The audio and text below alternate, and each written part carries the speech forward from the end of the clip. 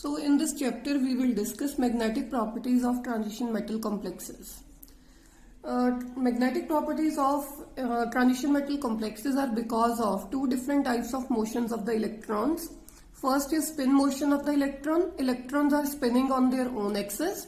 So these will generate spin magnetic moment, and the second is known as the orbital motion of the electron. Electrons are revolving around the nucleus in certain paths which are known as orbits. So because of the orbital motion of the electron, magnetic moment generated is known as orbital magnetic moment. So the total magnetic moment of the electron is the sum of spin motion of the electron and orbital motion of the electron. Now we know that whenever the electron is revolving around the nucleus, then it behaves like a loop of current. And when electron revolves in, suppose the electron is revolving in anti-clockwise direction, then the current is moving in clockwise direction. So this is let us suppose that this is the motion of the electron. Electron is revolving around the nucleus in anti-clockwise direction. And the current which is generated because of the orbital motion of electron moves in the opposite direction. This is the current. The direction of the current is opposite to the direction of the motion of the electron. So current is moving in clockwise direction and electron is revolving around the nucleus in anti-clockwise direction. So because of this motion of the electron, the upper face of electron loop acts as the south pole and the lower face acts as north pole. So upper face of the electron loop will act as south pole and the lower will behave as north pole. This is the motion of the electron. So therefore an electron which is in motion, this behaves as a magnetic dipole. Whenever the electron is moving, then it behaves as a magnetic dipole, and since it is behaving as a magnetic dipole, it will possess definite magnetic moment. It will have definite magnetic moment. So this magnetic moment is generated because of the orbital motion of the electron. Now let us suppose E is the charge on the electron. E is the charge on the electron which is revolving in an orbit of radius r. What is this r? R is the radius of the orbit. So E is the charge on the electron and this electron is revolving in an orbit of radius r, and omega is uniform angular velocity of the electron.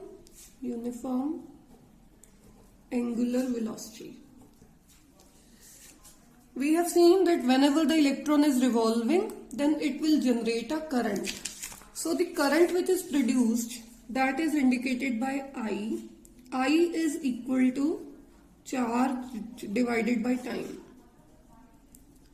So let us suppose E is the charge on the electron and the time is t, whereas this t is period of revolution of electron. This is the period of revolution of electron, and this period of the revolution of electron is given by 2 pi by omega.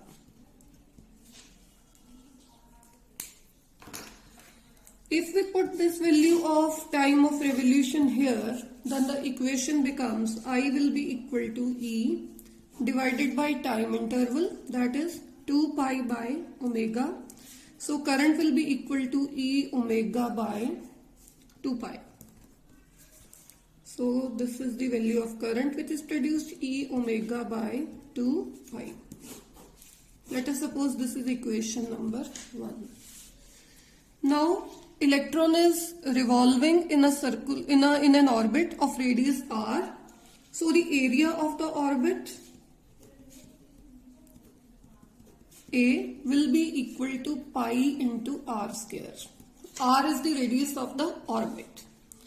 Magnetic moment M of the atom is given by this formula. M is, what is M here? This is magnetic moment. Magnetic moment of the atom. This is the product of current into area. So as we have seen, current is equal to E omega by 2 pi. So this is E omega by 2 pi into area of the orbit is pi r square. So this magnetic moment becomes M is equal to 1 by 2 E omega r square.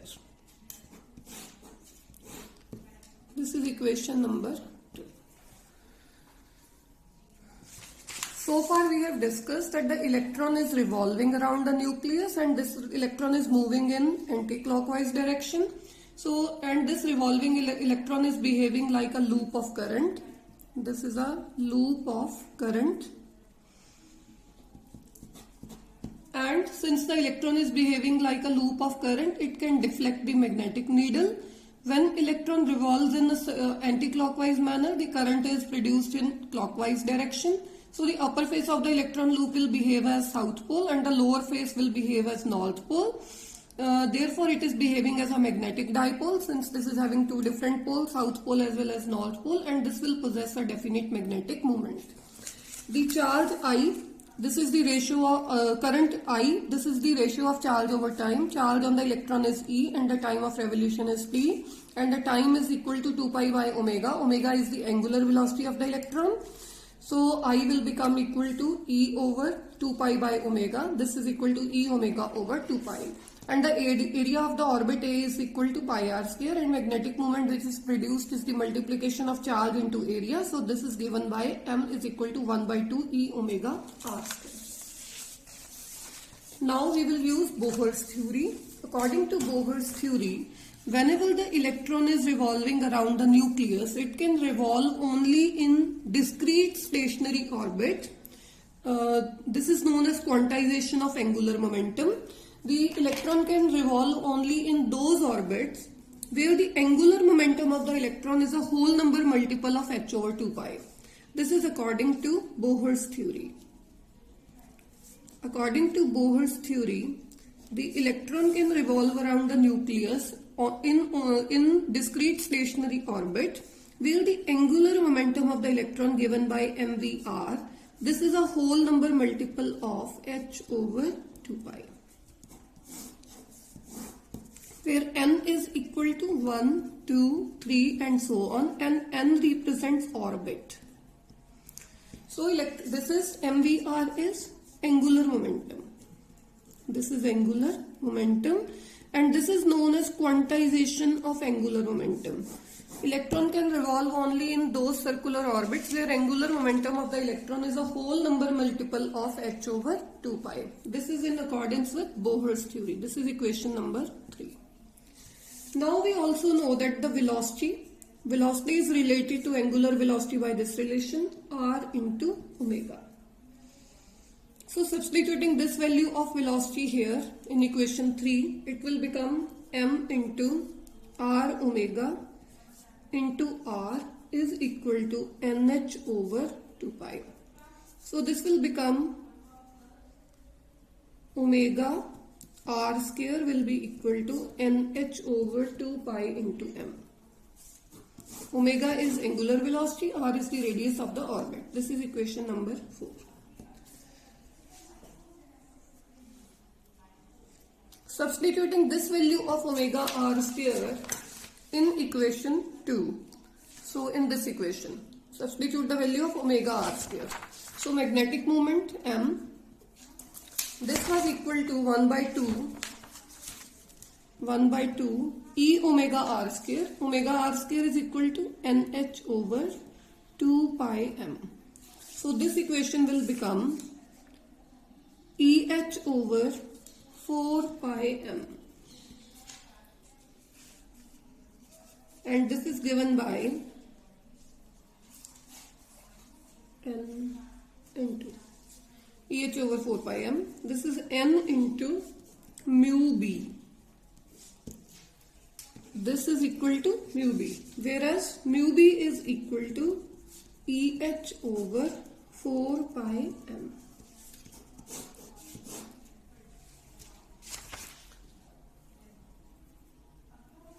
This is equation number 5. Now, from this equation we can say mu B is the magnetic moment. What is this? Mu B is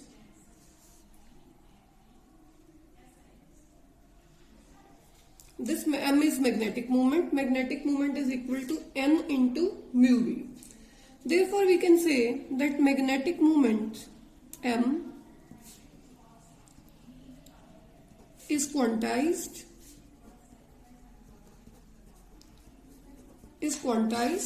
Magnetic moment is equal to N into mu B, and the smallest value of the magnetic moment will be equal to, when we put N is equal to 1, then the smallest value of magnetic moment will be equal to mu B.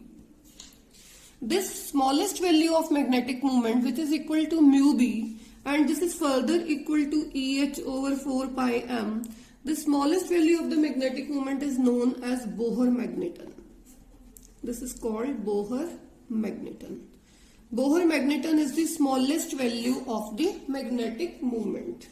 If we put N is equal to 1, then the magnetic moment will be equal to mu B. This is the smallest value of the magnetic moment because the value of N can be 1, 2, 3, 4. When the value of N is smallest, that is equal to 1, then magnetic moment will be equal to mu B. This magnetic moment is known as Bohr magneton. Now this Bohr magneton, Bm, Bohr magneton, mu B, that is equal to EH over 4 pi m. This is the magnetic moment of the atom. This is the magnetic moment of an atom. And this magnetic moment is because of the orbital motion of electron in first orbit of hydrogen atom.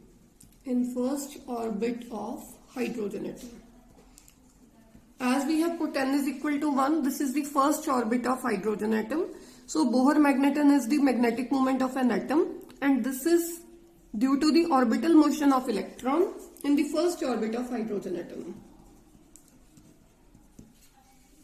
Now, the magnetic moment is produced by the moving electrical charge.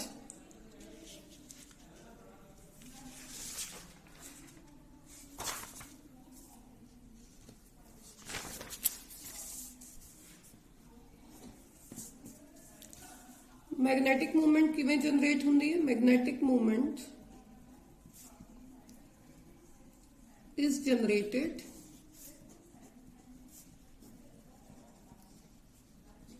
by moving electrical charges. Whenever the electrical charge is moving, it will generate a magnetic moment by moving electrical charge. So, since we are dealing with atom, so in the case of atom, this magnetic moment should be because of nucleus is spinning, because of nuclear spin. It will be because of electron spin and electron orbital motion of electrons. So these three motions of the atom will cause magnetic moment.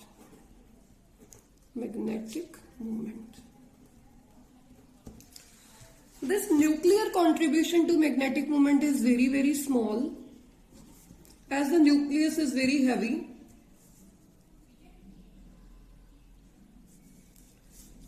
So nuclear contribution to magnetic moment can be neglected. Since the value is very, very small because of the massive nucleus, that is why this can be neglected. It means that the measured magnetic moment is due to the spin motion of electron, and this is because of orbital motion of the electron. Now, each moving electron behaves as a micromagnet.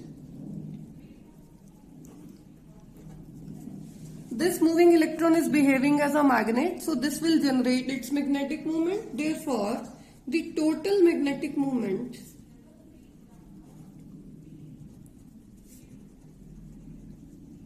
of the substance will be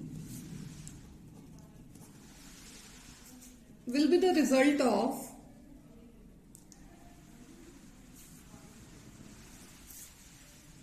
movements of individual electrons. Movements of individual electrons. So, if one electron is present, then the magnetic moment, if more than one electron is present, then the magnetic moments caused by all the electrons should be added to give total magnetic moment of the substance.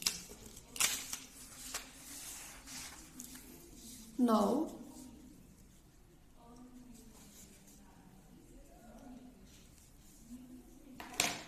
definition of few terms. First term is known as pole strength. What is pole strength? Strength of a magnet may be expressed in terms of unit pole. Unit pole क्या है? This is a pole. Unit pole. Unit pole is a pole that repels or attracts a similar pole.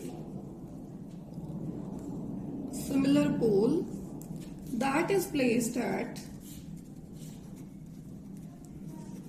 1 centimeter away with a force of 1 dyne. इन्होंने याद करने की जरूरत नहीं है इन्हें डेफिनेशंस ਨੂੰ पोल स्ट्रेंथ ਨੂੰ किस टर्म ਦੇ ਵਿੱਚ एक्सप्रेस ਕੀਤਾ ਜਾਂਦਾ है in terms of unit pole. What is one unit pole? Unit pole is defined as the pole that can attract or repel a similar pole which is placed 1 centimeter away with a force of 1 dyne. Next is pole strength.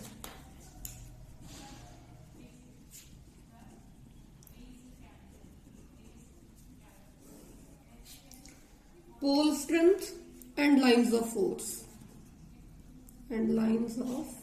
force.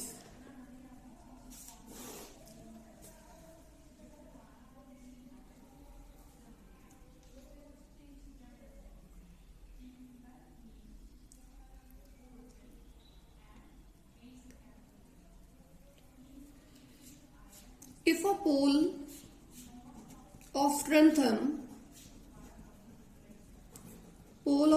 m is enclosed in a sphere of radius 1 centimeter, how many total lines of force will come out of this pole? Total lines of force that will come out of this pole, that will be equal to 4 pi into m. As the surface area of the sphere is 4 pi square centimeter. The number of lines of force per square centimeter at the surface of the pole, at the surface of the sphere, is given by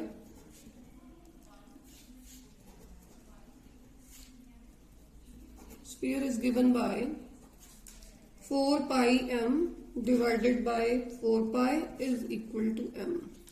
So these are the number of lines of force per square centimeter at the surface of the sphere. इन्होंने याद करने की जरूरत नहीं है. Next is intensity of magnetization.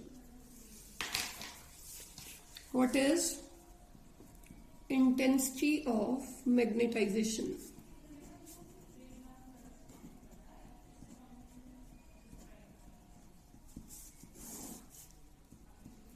This is represented by I. So intensity of magnetization, this is very important. It is the extent to which a sample is magnetized. This is the extent to which the sample is magnetized when placed in a magnetic field. When placed in a magnetic field. Intensity of magnetization is given by the ratio of magnetic moment over volume of the magnet. So this is the extent to which a sample can be magnetized when placed in a magnetic field. Intensity of magnetization is the ratio of magnetic moment over volume of the magnet. Let us suppose A is the uniform area of cross section of the magnetized sample. This is the uniform area of cross section. Area of cross section of the magnetized sample. 2L is the length of the sample. Then what will be the volume of the sample? That will be equal to 2L into A. And I is the magnetic moment. Magnetic moment is M into 2L.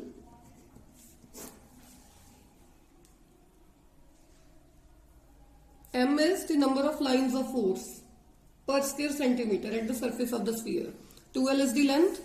So magnetic lines of force, these are the number of lines of force per square centimeter multiplied by length divided by volume of the magnet, which is A into 2L. So intensity of magnetization is the ratio of M by A.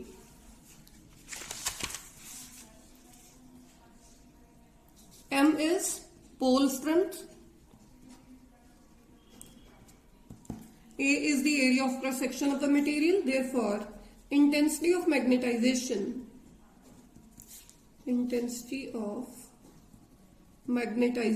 is actually the ratio of, this is defined as the pole strength M, pole strength M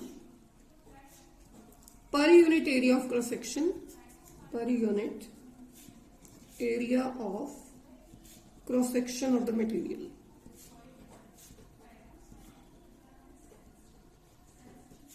This is very important. Paper ਦੇ ਵਿੱਚ ਕਈ ਵਾਰੀ terms explain करने आ ਜਾਂਦੀ है. What do you mean by intensity of magnetization? This is the extent to which a sample can be magnetized when placed in a magnetic field. This is the ratio of magnetic moment divided by volume of the magnet, and magnetic moment is, this is the pole strength multiplied by 2L is the length of the sample, A into 2L. This is equal to M by A. So this M by A is the ratio of the pole strength. Pole strength per unit area of cross section of the material. So this is known as intensity of magnetization. Next is magnetic induction. Next term is magnetic induction. Let us suppose we have a sample which is placed in a magnetic field of strength H. H is the strength of magnetic field. This can be expressed in Gauss.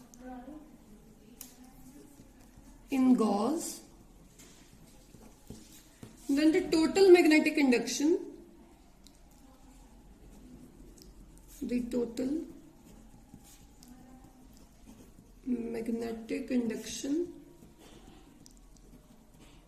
or magnetic flux density B within the substance is given by this equation.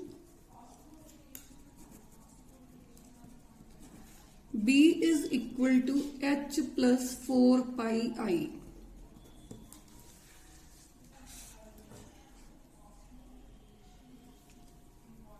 What is B here?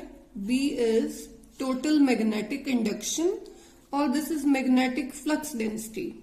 This is magnetic flux density. What is H here? H is the strength of the magnetic field.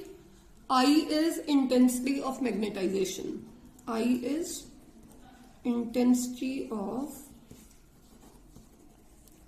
magnetization. So dividing the whole equation by H,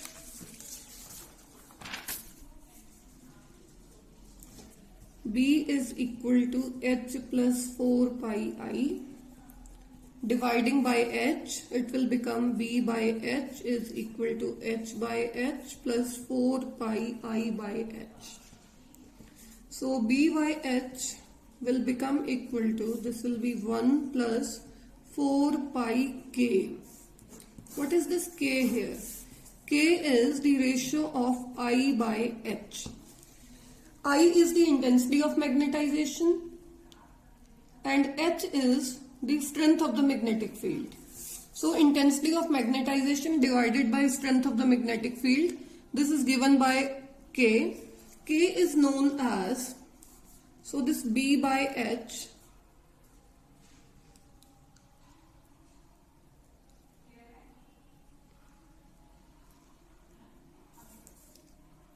so first K. K is the ratio of I by H. I is the intensity of magnetization. H is the strength of magnetic field. This is known as magnetic susceptibility per unit volume. This is called magnetic susceptibility per unit volume, or simply this is known as volume susceptibility. This is called volume susceptibility. K is known as volume susceptibility. This is the ratio of I by H. So this volume susceptibility, which is the ratio of intensity of magnetization and the strength of the magnetic field, this determines how easily a sample can be magnetized. This is known as, K is known as volume susceptibility. This determines how easily a substance can be magnetized. A substance can be magnetized.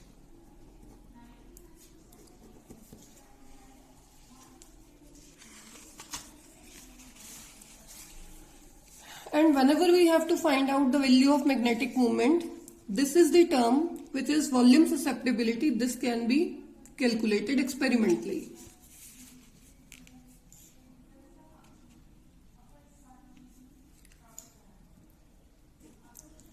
This is mass susceptibility. Mass susceptibility is the ratio of volume susceptibility divided by density. So this is called mass susceptibility. This is the ratio of volume susceptibility over density. Then we have molar susceptibility. Molar susceptibility is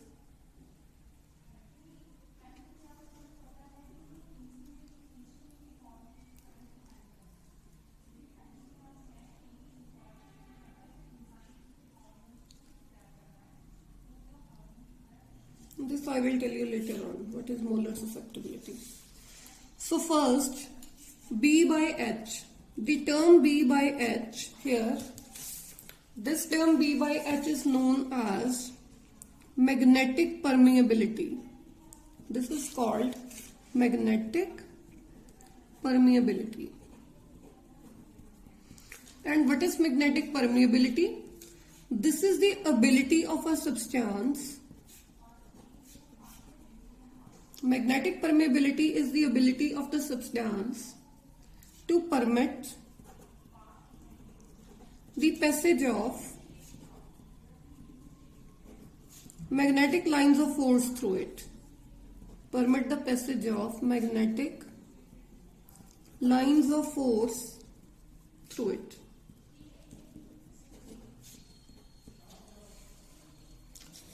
So this magnetic permeability, that is B by H, this is the ability of a substance to permit the passage of magnetic lines of force through it.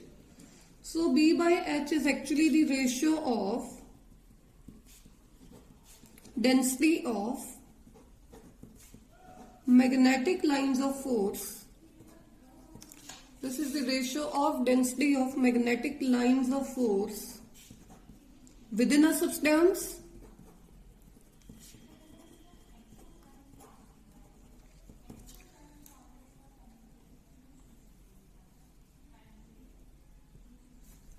in a magnetic field to the density of lines of force, to the density of lines of force in that field in the absence of substance. In the absence of substance. As we know that H is the measure of strength of the magnetic field. When no substance is present, then it will give the density of lines of force in that field in the absence of substance. And what is B here? B is the ratio of density of magnetic lines of force within the substance in the magnetic field. And this ratio B by H, this is known as magnetic permeability. What is the meaning of magnetic permeability? This is the ability of a substance to permit the passage of magnetic lines of force through it. अगर substance अपने विचों ज़्यादा lines of force नू निकलन देगा तो उसका magnetic permeability ज़्यादा होएगी. अगर कट lines of force नू pass होने देगा अपने विचों, then the magnetic permeability will be less. So from here, B is equal to H plus 4 pi I. H is the strength of the magnetic field. And B is the magnetic flux density within the substance. What is B here? B is the magnetic flux density within the substance. This is the sum of H. H is the strength of the magnetic field plus 4 pi I. I is the intensity of magnetization. We have divided this equation by H. B by H will be equal to H by H plus 4 pi I by H. This term B by H, this gives magnetic permeability. Magnetic permeability is the ratio of the density of lines of force, density of magnetic lines of force within the substance in the magnetic field to the density of lines of force in the same field in the absence of substance. So this B by H is called magnetic permeability, and this ratio I by H. I by H is known as magnetic permeability per unit volume. This is called volume susceptibility. So B by H is magnetic permeability, and this I by H, which is K, is known as volume susceptibility.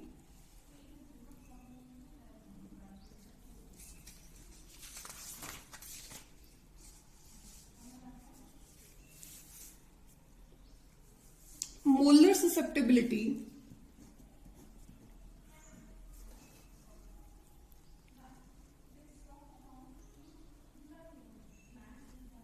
is related to permanent magnetic moment mu B of the substance by this relation, N mu B square over 3 kT. In this relation, this is molar susceptibility.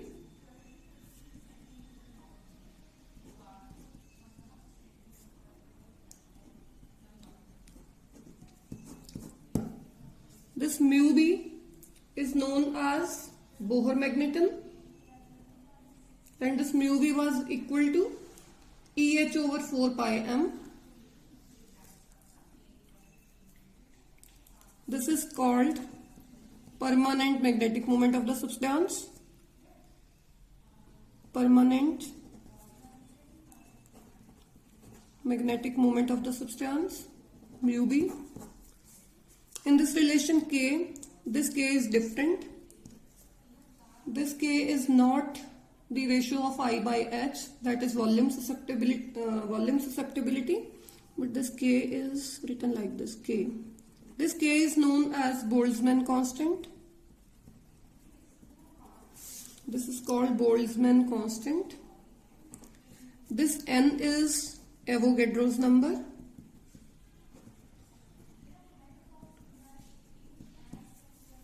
T is This T is absolute temperature in Kelvin scale. Absolute temperature in Kelvin scale. The permanent magnetic moment mu b square, this is permanent magnetic moment, this is equal to 3kT divided by n into molar susceptibility. Rearranging this equation will result, and from here we can find out the value of mu b, that is permanent magnetic moment. This is equal to under root of 3k, this k is Boltzmann constant, divided by n into square root of molar susceptibility into square root of absolute temperature. This is a constant, Boltzmann constant is a constant, and Avogadro's number is again a constant. So we can find out the value of this constant. It is 2.828 under root molar susceptibility into absolute temperature. So this is the value of permanent magnetic moment.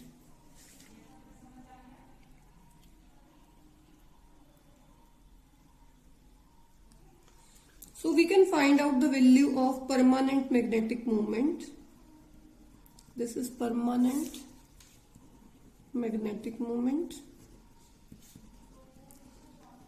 If we know the value of molar susceptibility, so if we know the value of molar susceptibility, multiply this by absolute temperature in Kelvin scale and this constant, we can find out the value of permanent magnetic moment.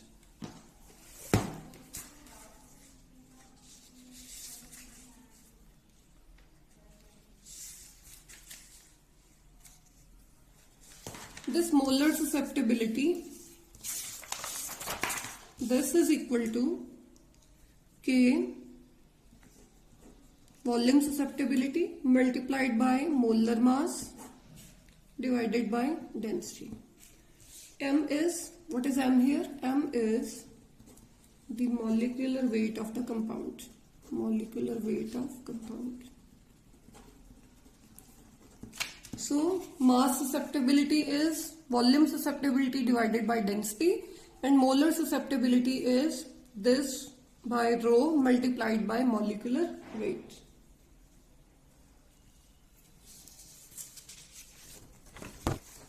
So in this lecture we have discussed few terms: how the magnetic moment is generated because of the motion of electrons. Then we discussed few definitions like pole strength, what are lines of force, then what is intensity of magnetization, magnetic induction which is produced within the substance, what is mass susceptibility, molar susceptibility, volume susceptibility, and how we can find out the value of permanent magnetic moment if we know the value of molar susceptibility. Then using this relation we can find out permanent magnetic moment, which is 2.828 square root of molar susceptibility into absolute temperature.